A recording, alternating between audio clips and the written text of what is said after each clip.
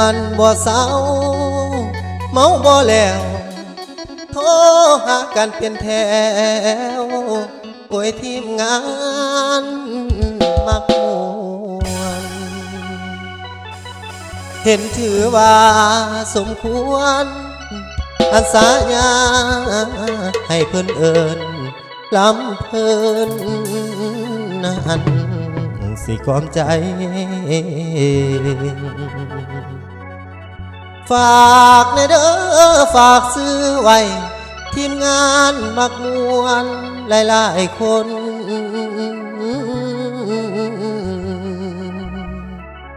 รวยหรือจนบ่สำคัญให้หักกันก็พอแล้วให้หักกัน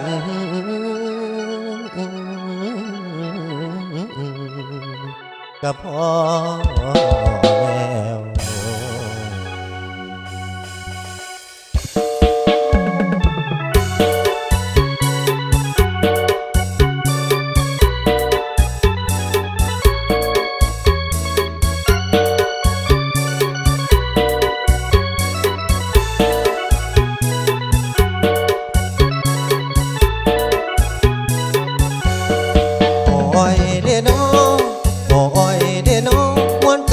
ทีมงานเฮาน้อมีกินมีเซินเสียงลำเพลินเสียงลำเพลินดังมาให้ฟอนนะโยยอดอ่อนแอวคักอีกแล้วมีมวนมีกินจากของวินของเมาหมู่เฮาเอามาไว้น้ำใจนั่นใหญ่อีหลีทีมงานเฮานี้บ่มีไผซ้ำแต่เศร้ากินจนฮอดคำแต่เศร้ากินจนฮอดคำบางคนเมียโทรนำให้ซื้อคำเกลือหมู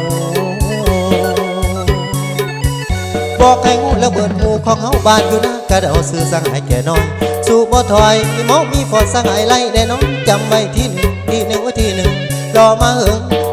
งสังหายลิดผู้โกงไว้โซ่ล่างหมดมัน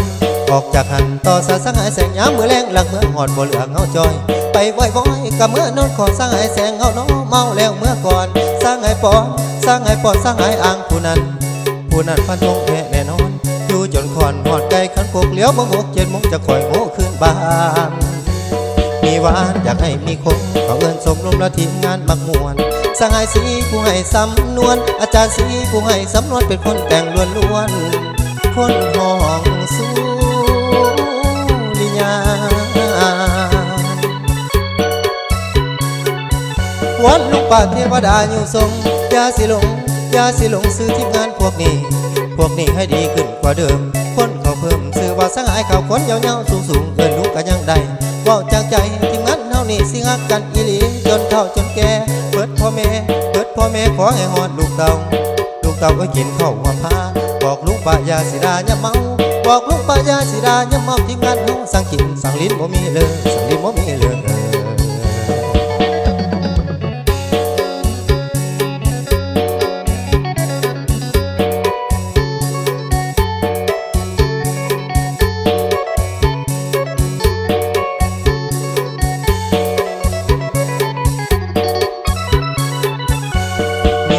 อยากให้มีคงเขาเอิ้นสมรมและทีมงานมักมวนสหายสีผู้ให้สำนวนอาจารย์สีผู้ให้สำนวนเป็นคนแต่งล้วน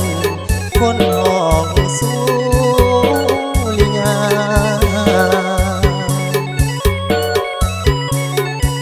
วันลูกป่าเทวดาอยู่ทรงยาสิหลงซื้อทีมงานพวกนี้